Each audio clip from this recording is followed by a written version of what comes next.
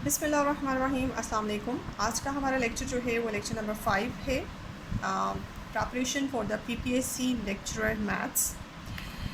आज के हमारा लेक्चर ग्रुप थ्योरी के जिस टॉपिक को कवर करता है वो टॉपिक आपके सामने है, नॉर्मलाइज़र। इसमें हम इंशाल्लाह नॉर्मलाइज़र पढ़ेंगे और साथ ही सेंट्रलाइज़र का टॉपिक भी डिस्कस करेंगे। नॉर्मलाइज़र की डेफिनेशन जैसे कि आपके सामने लिखी हुई है। नॉर्मलाइज़र्स क्या होते हैं? नॉर्मलाइज़र के लिए आपको एक ग्रुप की ज़रूरत होती है और ग्रुप के अंदर एक आर्बिट्रेरी सबसेट एक्स की ज़रूरत होती है। हम किसी भी ग्रुप में से एक आर्बिट्रेरी सबसेट एक्स तलाश करते हैं और फिर उस सबसेट का नॉर्मलाइज़र बनाते हैं। Basically normaliser of any subset of a group is a set, जो कि आपके सामने लिखा हुआ है। यहाँ पे एक चीज़ मेंशन कर दूँ कि आपके पास x जो है वो एक आर्बिट्रेरी सबसेट है। मैं यहाँ पे ये नहीं कह रही हूँ कि x जो है वो एक सब ग्रुप है, एक आर्बिट्रेरी सबसेट है। और किसी भी ग्रुप के अंदर एक आर्बिट्रेरी सबसेट को या एक ऑर्डिनरी सबसेट को कॉम्प्लेक्स कहा जाता है। तो यहाँ पे इस वक्त आपके पास जो x है उसकी हैसियत कॉम्प्लेक्स की सी है। इस कॉम्प्लेक्स का नॉर्मलाइज़र हम फाइंड करने चले हैं ग्रुप जी में। अब ये एक सेट होता है, normaliser of a complex in the group G is basically set. और ये सेट बेसिकली कैसे बनता है? ये जी के ही एलिमेंट्स से बनता है और वो ख़ास एलिमेंट्स जो ये प्रॉपर्टी सेटिस्फाई करते हैं आपके सामने है। ये प्रॉपर्टी क्या है? ये प्रॉपर्टी ये है कि आप जी में से वो एलिमेंट सेलेक्ट करेंगे जो एलिमेंट्स इस एक सेट से लेफ़्ट से मल्टीप्लाई हों और फिर राइट से मल्टीप्लाई हों। दोनों केसेस में आंसर जो है आपके पास इक्वल आए। इन जनरल ऐसा नहीं होता। इन जनरल आपके पास ये, क्योंकि एक्स सब ग्रुप नहीं है, एक्स एक ऑर्डिनरी सबसेट है। फॉर एग्ज़ाम्पल अगर आप यहाँ पे ये लेते हैं कि आपके पास एक्स एक सेट है जिसके अंदर फॉर एग्ज़ाम्पल जिसमें दो एलिमेंट्स हैं। अब आप जब एक्स ए बनाते हैं तो इसके एलिमेंट्स की शक्ल इस तरह से होती है, और जब आप ए एक्स बनाते हैं तो एलिमेंट्स की शक्ल आपके सामने है। If you say a x is equals to x a, तो इसका मतलब ये है कि एक तो ये कि दो सेट्स के बराबर होने का एक मतलब ये होता है कि उनका ऑर्डर बराबर है, और दूसरा मतलब कतन ये नहीं होता a x is equals to x a का कतन मतलब नहीं है कि इसका फर्स्ट एलिमेंट के और सेकेंड एलिमेंट के इक्वल है। ये बहुत इंपॉर्टेंट चीज़ है, यहाँ पे ये चीज़ कंफ्यूज कर देती है। इन दोनों सेटों की इक्वालिटी जो है वो अक्सर इससे स्टूडेंट्स कंफ्यूज हो जाते हैं कि दो सेट्स की इक्वल होने का क्या मतलब है। ये बात कॉम्प्लेक्स के अंदर भी होल्ड करती है और ये सब ग्रुप में भी होल्ड करती है। किसी ग्रुप के अंदर इफ़ इससे कि इस तरह से एक सेट दूसरे सेट के बराबर है तो उसका कतई ये मतलब नहीं है कि पहला एलिमेंट पहले के बराबर है और दूसरा एलिमेंट दूसरे के बराबर है। इसका मतलब ये हो सकता है कि फर्स्ट सेट का कोई एलिमेंट सेकेंड सेट के किसी एलिमेंट के बराबर है। अब ये जो मैंने, यानी कि इसका मतलब कतन ये नहीं है कि corresponding elements of the sets are equal. इस तरह से अगर आपके पास ग्रुप्स के अंदर या कॉम्प्लेक्स ऑफ द सेट के अंदर ग्रुप्स के अंदर ये इक्वालिटी आ जाती है कि दो सेट्स आर इक्वल या दो कॉम्प्लेक्सेस आर इक्वल, तो उसका कतन ये मतलब नहीं होता कि करस्पॉन्डिंग एलिमेंट्स आर इक्वल। उसका मतलब ये होता है कि फर्स्ट सेट का कोई एलिमेंट सेकेंड सेट के किसी एलिमेंट के इक्वल है। अब यहाँ पे करस्पॉन्डिंग ख़त्म हो गई। इट्स मीन ये भी हो सकता है कि आपका इसका फर्स्ट एलिमेंट इसके सेकेंड एलिमेंट के इक्वल आंसर दे और इसका सेकेंड एलिमेंट जो है वो इसके फर्स्ट एलिमेंट के इक्वल हो। ओवरऑल आपके पास इसे रीअरेंज करेंगे तो आपका जो दोनों सेट्स हैं वो बराबर आ जाएंगे। ये बात जो है, इस पॉइंट को बहुत अच्छी तरह से समझ लें कि इक्वालिटी कॉम्प्लेक्सेस में इक्वालिटी ग्रुप के अंदर दो सेटों की इक्वालिटी का क्या मतलब होता है।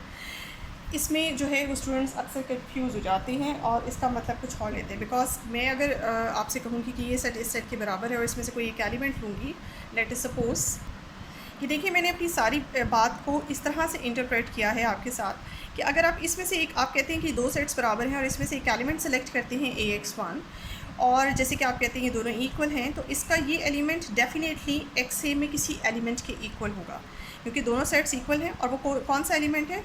इस एलिमेंट के लिए AX के इस एलिमेंट के लिए XA में इस तरह का कोई एलिमेंट एग्जिस्ट करेगा जो कि इसके बराबर होगा। इसमें आपने देखा कि इसके कॉरेस्पॉन्डिंग एलिमेंट मैंने बराबर नहीं किया, मैंने कोई एलिमेंट दूसरा लिया जिसमें आपके पास x की पोजीशन पे रखा हुआ जो एलिमेंट है वो, अगर यहाँ पे x1 है तो ज़रूरी नहीं कि यहाँ पे भी x1 हो, x2 भी हो सकता है। ये बहुत इंपॉर्टेंट पॉइंट है जो अक्सर कंफ्यूज कर जाता है।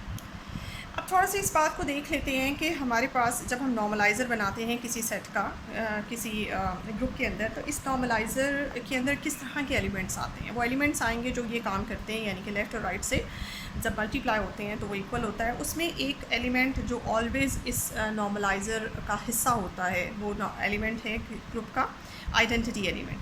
आइडेंटिटी एलिमेंट ऑलवेज़ ये काम करता है, उसको चाहे आप लेफ़्ट साइड से इस सेट से मल्टीप्लाई करें, चाहे आप राइट साइड से मल्टीप्लाई करें, आप देखेंगे कि आइडेंटिटी तमाम एलिमेंट्स के साथ मल्टीप्लाई होकर वापस आपको दोनों केसेस में आपके पास आंसर जो है वो x वापस आ जाएगा, वो सेट के एलिमेंट वापस आ जाएंगे और इस हवाले से लेफ़्ट और राइट जो है वो ऑलवेज़ बराबर होगा। हर एलिमेंट यहाँ पे ऑब्वियसली ये काम नहीं करता है, हर एलिमेंट नहीं करेगा, लेकिन आइडेंटिटी ऑलवेज़ ये काम करेगी। सो नॉर्मलाइज़र जब भी हम किसी कॉम्प्लेक्स का निकालते हैं तो उसमें हम इसीलिए कहते हैं कि नॉर्मलाइज़र हमेशा नॉन एम्प्टी होता है। नॉर्मलाइज़र क्यों नॉन एम्प्टी होता है? क्योंकि उसमें और कोई एलिमेंट ग्रुप का आए ना आए, लेकिन आइडेंटिटी लाजमी आता है। तो इसलिए normaliser of the set x in the group G is always non empty because identity उसका हिस्सा ज़रूर होता है। ठीक है जी। अब आप इसमें देख सकते हैं कि जो नॉर्मलाइज़र मैंने बनाया है इस कॉम्प्लेक्स का नॉर्मलाइज़र ग्रुप में, इसके अंदर कहाँ से एलिमेंट्स आते हैं, because this is a subset of G। इसके अंदर जो एलिमेंट्स हैं वो G से आ रहे हैं। तो नॉर्मलाइज़र जो है वो हमेशा जो है हम कह सकते हैं G में कंटेन्ड होता है। अगर नॉर्मलाइज़र को इटसेल्फ चेक किया जाए, नॉर्मलाइज़र के जितने भी एलिमेंट्स होते हैं तो वो भी ग्रुप बनाते हैं अंडर द सेम ऑपरेशन, जिस ऑपरेशन के अंडर आपका सुपर ग्रुप है। ये सबसेट भी है और ये सब ग्रुप भी बन जाता है G का। और ये बात यहाँ पे ज़रूरी नहीं है, एक बात नोट कर लें कि ये जो x है ज़रूरी नहीं कि सब ग्रुप हो, ये एक आम सबसेट है, आर्बिट्रेरी सबसेट है, ये सब ग्रुप नहीं है। तो भी इसका नॉर्मलाइज़र जो है वो आपके सुपर ग्रुप G में सब ग्रुप होगा। इसका छोटा सा प्रूफ है, ये आपको आराम से बुक्स में मिल जाएगा, अपनी मुख्तलिफ बुक्स में मिल जाएगा, लेकिन इसका जो रिज़ल्ट है वो बहुत इंपॉर्टेंट है। आपको ये रिज़ल्ट याद करना है कि नॉर्मलाइज़र जब भी आप किसी सेट का फाइंड करें या किसी सब ग्रुप का फाइंड करें तो आपका वो सब ग्रुप होता है सुपर ग्रुप का। अब यही सारी डेफिनेशन ये मैंने आपको अभी बताई है किसी आर्बिट्रेरी सबसेट के लिए, that is not a specific subset, ये आर्बिट्रेरी सा सबसेट है। ये सारी डेफिनेशन जो है वो एप्लीकेबल होती है सब ग्रुप के लिए। अब यही इसी डेफिनेशन को अब मैं यहाँ पे आर्बिट्रेरी सबसेट लिखा हुआ है, आर्बिट्रेरी सबसेट लिखा हुआ है, इस आर्बिट्रेरी सबसेट को अगर मैं यहाँ से हटा दूँ और यहाँ पे लिख लूँ इफ़ x इज़ अ सब ग्रुप ऑफ G, ठीक है, then the normaliser of x is the same thing. इस डेफिनेशन पे कोई फ़र्क नहीं पड़ता। मैंने आपको पहले डेफिनेशन बताई, एक आम सबसेट के लिए एक आम सबसेट का नॉर्मलाइज़र भी ग्रुप में फाइंड किया जा सकता है और सब ग्रुप का नॉर्मलाइज़र भी फाइंड किया जा सकता है। इन दोनों का पैटर्न सेम है, इन दोनों में कोई फ़र्क नहीं है। तो इस डेफिनेशन पे और इस रिज़ल्ट पे कोई फ़र्क नहीं पड़ता, आपका x चाहे सबसेट हो, ऑर्डिनरी सबसेट हो या सब ग्रुप हो। अब आते हैं नॉर्मलाइज़र की कुछ एग्जांपल्स। नॉर्मलाइज़र की एग्जांपल कर लेते हैं ताकि बात ये नॉर्मलाइज़र किस तरह से फाइंड आउट किया जाता है और सब कुछ ये आपको बहुत अच्छी तरह से क्लियरली पता चल जाए। जैसे कि मैंने आपसे कहा था पहले भी कि S3 जो है सिमेट्रिक ग्रुप ऑफ डिग्री 3, ये बहुत ज़्यादा हमारा यूज़ होगा, इसलिए अब हम जितनी भी एग्जांपल्स करेंगे इसमें हम इन्वॉल्व करने की कोशिश करेंगे सिमेट्रिक ग्रुप को, डायहेड्रल ग्रुप को, और हम अपने क्वार्टेनियंस इस तरह से जो बहुत ज़्यादा यूज़ होते हैं और जिनके रिजल्ट्स आपको आ सकते हैं पेपर में। जैसे सिमेट्रिक ग्रुप आपके सामने लिखा हुआ है, अगेन मैं रिपीट कर दूँ कि इसके अंदर 6 एलिमेंट्स होते हैं, इसका ऑर्डर जो है वो 6 होता है और इसके एलिमेंट्स 2 जनरेटर से जनरेट होते हैं और एक जनरेटर फॉर एग्जांपल अगर A है, दूसरा जनरेटर आपके पास B है, और इसको जनरेट करने का तरीका ये होता है दोनों जनरेटर से फर्स्ट कि इसमें एक चीज़ अच्छी होती है कि साथ ही आपको याद करनी होगी कि इसमें A जनरेटर जो है उसका ऑर्डर क्या होता है, एक जनरेटर का ऑर्डर 3 होता है और दूसरे जनरेटर का ऑर्डर 2 होता है। इसे जनरेट इस तरह से करते हैं, ये भी चीज़ आपको बता दूं कि आपका फर्स्ट जनरेटर है, जैसे हम साइक्लिक ग्रुप को जनरेट करते हैं वैसे ही हम इन दोनों जनरेटर से अपने इस ग्रुप को जनरेट करेंगे। जैसे पहला जनरेटर उसकी पावर्स, क्योंकि अंडर मल्टीप्लिकेशन ही सारा काम हो रहा है, उसकी पावर्स 1 से स्टार्ट की जाती हैं, पावर 1, पावर 2 और पावर 3 पे उसने दे दिया आइडेंटिटी। एंड सेकंड आपके पास जो जनरेटर है, फिर आप वहाँ उसको स्टार्ट करते हैं, उसकी 1 बाय 1 पावर लेना शुरू करते हैं और वहाँ तक पावर लेंगे जहाँ तक कि उसका ऑर्डर जो है वो आ जाता है। तो उसकी पावर 1 एंड उसके पावर 2 जो है अगेन आपको आइडेंटिटी दे देगा, तो वो मैंने नहीं लिखा क्योंकि वो इसके साथ रेपिटेशन हो जाएगी।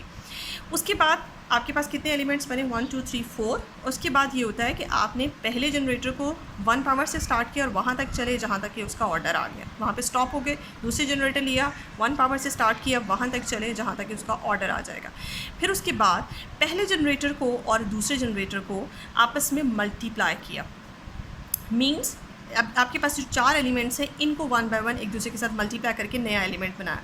ए को बी के साथ मल्टीप्लाई किया, फिर आपने ए स्क्वायर को बी के साथ मल्टीप्लाई किया, फिर आपने ई को बी के साथ मल्टीप्लाई किया। ई को बी के साथ मल्टीप्लाई करने से आपके पास वापस बी आ जाता है, तो वो रेपिटेशन अगेन आ जाएगी, तो मैंने नहीं लिखा। इसमें एक चीज़ बहुत इंपॉर्टेंट है, जब आप इस तरह से 2 जनरेटर्स या 3 जनरेटर्स से अपने किसी भी सेट को जनरेट कर रहे हो, इस तरह के जब आपके पास आएंगे, तो आपने एक चीज़ का ख्याल रखना है। पहले जनरेटर से एलिमेंट आपने ये 3 जनरेट किए, दूसरे से आपने सिर्फ एक ही एलिमेंट जनरेट किया। अब आप जब मल्टीप्लिकेशन करेंगे, पहले एक जनरेटर से जनरेट किए गए एलिमेंट को दूसरे जनरेटर से जनरेट किए गए एलिमेंट्स के साथ जब मल्टीप्लाई करेंगे, तो उसमें एक चीज़ का आपने ख्याल रखना है, आपने एक डायरेक्शन में मल्टीप्लाई करना है। जैसे मैं पहले लेफ़्ट से पहले जनरेटर को लेफ़्ट पे रखा और दूसरे जनरेटर को मैंने राइट पे रखा, एक डायरेक्शन में लेना है। अगर आप ये कहेंगे कि एक एलिमेंट बी ए भी बनता है, एक एलिमेंट बी ए स्क्वायर भी बनता है, तो बी ए स्क्वायर आपने, अगर आप यहाँ पे बी ए भी लिख लेंगे और बी ए स्क्वायर भी लिख लेंगे, तो इसका ऑर्डर तो आपके पास 8 हो जाएगा, जबकि फैक्ट ये है कि इसका ऑर्डर आपके पास 6 है।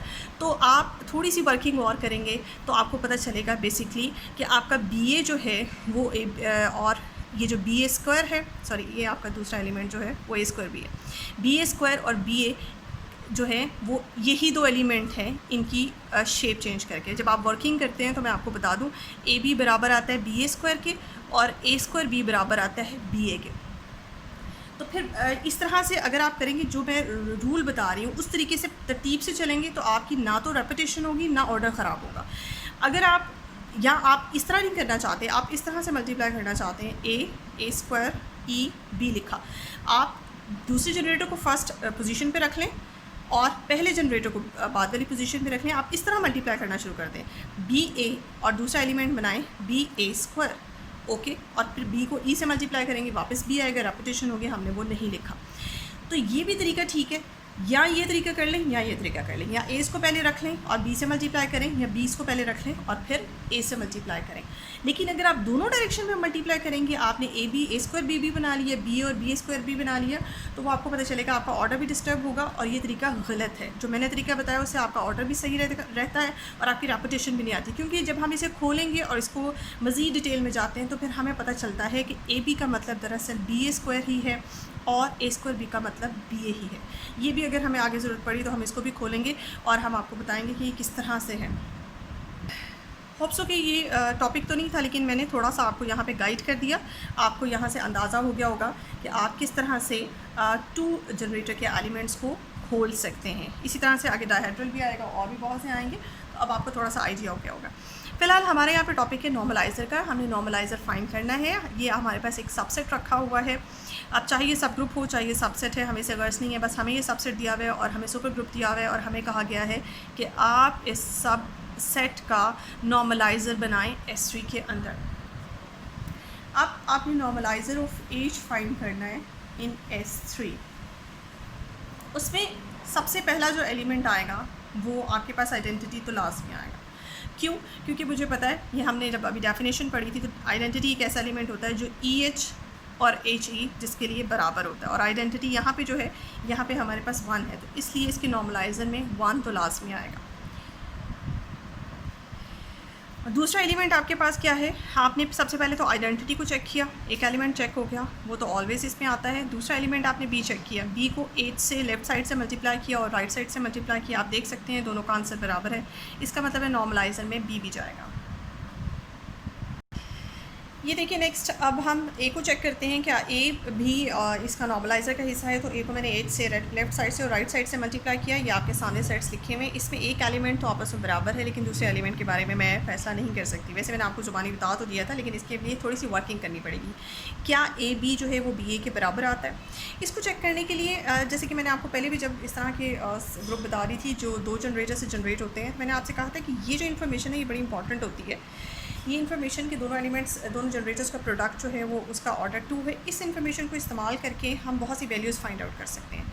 जैसे कि आपको दिया हुआ है कि ए बी का ऑर्डर जो है वो 2 है, ठीक है, तो इसको लिखा जा सकता है A B into A B, next step में मैं ये फाइंड आउट करना चाहती हूँ कि ए बी और बी ए क्या बराबर है। तो मैं यहाँ से बी ए की वैल्यू निकालूंगी, बी और ए को इस तरफ रहने दूँगी और ए इन्वर्स को इधर शिफ्ट कर दूँगी और बी इन्वर्स को बी को भी इधर शिफ्ट कर दूँगी। ए को इधर शिफ्ट किया इन्वर्स, बी को इधर शिफ्ट किया बी इन्वर्स। अब इस स्टेज पे आप ए इन्वर्स आपका क्या है, इसमें आप देख सकते हैं जब आपको ये बताया हुआ है कि ए का ऑर्डर 3 है तो इसमें आप ए इन्वर्स बहुत आराम से फाइंड आउट कर सकते हैं। आप ये देख सकते हैं यहाँ पे कि ए को अगर ए स्क्वायर से मल्टीप्लाई किया जाए तो आंसर में आपके पास आइडेंटिटी आता है, यानी कि आपके पास A3 का मतलब ई होने का मतलब ये है कि ए को ए स्क्वायर के साथ मल्टीप्लाई किया जाए तो आंसर में ई आता है, यानी कि ए और ए स्क्वायर ये दोनों एक दूसरे के मल्टीप्लिकेटिव इन्वर्सेस हैं। तो ए का इन्वर्स जो है वो ए स्क्वायर है और ए स्क्वायर का इन्वर्स जो है वो ए है।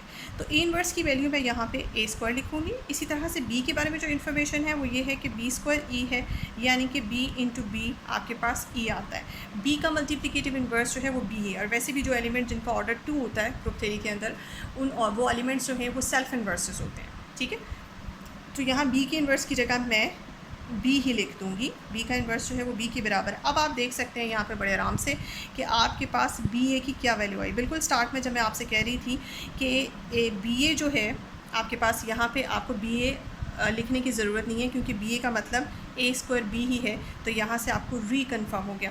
ये जो इन्फॉर्मेशन आपको क्वेश्चन की स्टेटमेंट में दी होती है इन दोनों जनरेटर्स के बारे में, इनके ऑर्डर्स के बारे में और उनके प्रोडक्ट के बारे में, ये बहुत इन्फॉर्मेशन इंपॉर्टेंट होती है क्योंकि इसी इन्फॉर्मेशन से मैंने आपको वो रिज़ल्ट फाइंड आउट कर दिया कि मैंने क्यों यहाँ बी ए नहीं लिखा, मैंने ए बी लिखा और ए स्क्वायर बी लिखा। क्यों मैंने बी ए नहीं लिखा, क्योंकि बी ए को अगर सॉल्व आउट किया जाए तो आपके पास आंसर में ए स्क्वायर बी ही बनता है, तो इसलिए वो रिपीट हो जाना था। इसलिए ये चीज़ इस पॉइंट ऑफ व्यू से भी इंपॉर्टेंट है और यहाँ से भी इंपॉर्टेंट है। अब आप ये देखें कि बी ए का आंसर क्या निकला है। बी ए का आंसर मेरे पास निकलता है बी ए स्क्वायर बी, जो कि ए बी के बराबर नहीं है। तो फर्स्ट एलिमेंट तो इनका आपस में बराबर है, लेकिन सेकेंड एलिमेंट आपस में बराबर नहीं है, इसलिए मैं कहूँगी कि A H is not equals to H A. और फिर ये ए जो है नॉर्मलाइज़र की डेफिनेशन को वायलेट करता है। नॉर्मलाइज़र की डेफिनेशन को वायलेट करने की वजह से ये ए नॉर्मलाइज़र ऑफ एच में नहीं आ सकता। इसके बाद आप ये भी चेक कर लेते हैं, नेक्स्ट एलिमेंट हमारे पास ए स्क्वायर है, ए स्क्वायर एच बनाया और एच ए स्क्वायर बनाया। इसका फर्स्ट एलिमेंट तो इक्वल है, लेकिन दूसरे एलिमेंट को देखें, दूसरा एलिमेंट ए स्क्वायर बी है और इसमें एक बी ए स्क्वायर है। ये आपके सामने लिखा हुआ है ए स्क्वायर बी ए के बराबर होता है, लेकिन बी ए स्क्वायर के बराबर नहीं होता। ए स्क्वायर बी जो है आपके पास जो है बी ए के बराबर होता है। सो ये दोनों एलिमेंट्स अगेन आपस में बराबर नहीं है, इसलिए ये लेफ़्ट हैंड साइड ए स्क्वायर एच बराबर नहीं आता आपके पास एच ए स्क्वायर के, जिसकी वजह से आपके पास ए स्क्वायर इसमें जाने का मुस्तहिक नहीं है। नेक्स्ट आपके पास एलिमेंट आता है ए बी, उसको भी चेक कर लेते हैं। नेक्स्ट आपने ए बी को मल्टीप्लाई किया लेफ़्ट और राइट से। लेफ़्ट से आप मल्टीप्लाई करते हैं तो आपके पास पहला एलिमेंट ए बी आता है, और राइट से मल्टीप्लाई करते हैं तो भी पहला एलिमेंट ए बी आता है। फर्स्ट एलिमेंट आप देखें फर्स्ट के बराबर है, लेकिन सेकंड एलिमेंट को गौर से देखें। इसमें सेकंड एलिमेंट आपके पास बनता है ए बी स्क्वायर। ठीक है, अगर आप लेफ़्ट साइड से मल्टीप्लाई करते हैं तो ए बी स्क्वायर बन जाएगा। बी स्क्वायर का मतलब ई होता है और वापस आपके पास जो सेकेंड एलिमेंट आता है वो ए आ जाता है। लेकिन यहाँ पे जब आप राइट साइड से मल्टीप्लाई करते हैं आप ए बी के साथ, तो आपके पास बनता है बी ए बी, और मुझे नहीं पता यहाँ पे आपके पास ग्रुप में B A B type element मौजूद ही नहीं है। एक्चुअली ये एलिमेंट जो है इसकी असल वैल्यू फाइंड आउट करेंगे इसी प्रोसेस से, इसी इन्फॉर्मेशन से इसकी एक्चुअल वैल्यू फाइंड आउट करेंगे और देखेंगे कि बी ए बी इनमें से कौन सा एलिमेंट है जिसकी दूसरी शेप बी ए बी है। ये देखिए मैंने क्या किया, बी ए बी की वैल्यू एक्चुअली मुझे फाइंड आउट करनी थी, मैंने इस इन्फॉर्मेशन को इस्तेमाल किया। ये इन्फॉर्मेशन आपके सामने है कि मैंने जैसे पहले वैल्यू निकाली थी कि बी ए की वैल्यू ए स्क्वायर बी है, मैंने यूज़ की। मुझे बनाना है बी ए बी, इन दो इसको राइट हैंड साइड पे इक्वेशन के मैंने बी से मल्टीप्लाई कर दिया, ये बी स्क्वायर बन गया। बी स्क्वायर का मतलब आइडेंटिटी होता है, पीछे आपके पास ए स्क्वायर बन गया। अब आपको पता चला कि बी ए बी बज़ाहिर एक बहुत अजीब सा नज़र आने वाला एलिमेंट जो कि मेरे पास इस ग्रुप में मौजूद नहीं है, लेकिन उसको मैंने सॉल्व आउट किया, आंसर निकाला तो वो एक्चुअली ए स्क्वायर के इक्वल है। तो ए स्क्वायर की दूसरी शेप जो है वो बी ए बी है, तो इसकी जगह अब मैं नेक्स्ट स्टेप में ए स्क्वायर लिखूंगी। अब आप देखें कि इसमें सेकंड एलिमेंट इसका ए है और इसका सेकंड एलिमेंट ए स्क्वायर है, जो कि मैच नहीं करता। नो ए बी एच और एच ए बी भी इक्वल नहीं है, जिसकी वजह से ए बी बी यहाँ पे जाने का को डिज़र्व नहीं करता। सिमिलरली एक रह गया, ये आप खुद चेक कर सकते हैं, ए स्क्वायर बी एच से और एच को ए स्क्वायर बी से राइट से और लेफ्ट से मल्टीप्लाई करें, वो भी आपका इक्वल नहीं आएगा। और आप देखेंगे कि सिवाय 1 और बी के खुद के आपके पास कोई भी एलिमेंट इसके नॉर्मलाइज़र में नहीं जाता। अब ये नॉर्मलाइज़र ऑफ एच जो है वो इक्वल आ गया किसके, एच के खुद के इक्वल आ गया। होप सो कि आज के लेक्चर में नॉर्मलाइज़र की आपको बहुत अच्छी तरह से समझ आ गई होगी। नॉर्मलाइज़र हमने डिस्कस किया किसी भी ग्रुप के अंदर एक ऑर्डिनरी सबसेट जिसे हम कॉम्प्लेक्स कहते हैं उसका भी और सब ग्रुप का भी, और वो प्रैक्टिकली मैंने एक बहुत एग्जांपल जो करा दी, ये बहुत यूज़ होने वाली एग्जांपल है कि S3 के अंदर जाएं और जाके किसी भी सबसेट का नॉर्मलाइज़र फाइंड करें। इसमें जो बहुत इंपॉर्टेंट चीज़ मैंने इसके साथ ही डिस्कस होगी वो ये था कि कोई भी एक ग्रुप जो कि 2 जनरेटर से जनरेट होता है उसी के ऊपर मैं कोशिश करूँगी S3 के ऊपर। एंड जैसे डायहेड्रल ग्रुप्स की मैंने बात की, जैसे क्वार्टरनियंस की बात करेंगे, क्वार्टरनियंस को भी देखेंगे इन टर्म्स ऑफ 2 जनरेटर्स कि इसको 2 जनरेटर से कैसे जनरेट किया जा सकता है। इसी तरह के ग्रुप्स की हम बहुत ज़्यादा प्रैक्टिस करेंगे अपने हर टॉपिक के साथ। होप सो कि आपको समझ आ गई होगी और ये आपके लिए आज का लेक्चर बहुत मुफीद होगा और आपको अपनी इस टॉपिक को रिवाइज़ करने में हेल्प बहुत ज़्यादा मिल गई होगी। मेरी इस वीडियो को देखें और अपने कमेंट्स प्लीज़ ज़रूर दें। अगर आपको किसी तरह की इसमें और एक्सप्लेनेशन की ज़रूरत है तो मैं कोशिश करूँगी कि इसमें और आपको समझाया जाए, ताकि जब हम MCQs के सेशन की तरफ आएँ तो हमें हर चीज़, हमारा हर कॉन्सेप्ट जो है वो बहुत क्लियर हो। आज की वीडियो में इतना ही, मिलेंगे अपनी नेक्स्ट वीडियो के साथ। तब तक के लिए अल्लाह हाफ़िज़। एंड अगर आपने मेरे चैनल को सब्सक्राइब नहीं किया तो काइंडली सब्सक्राइब कर लें। Thank you so much.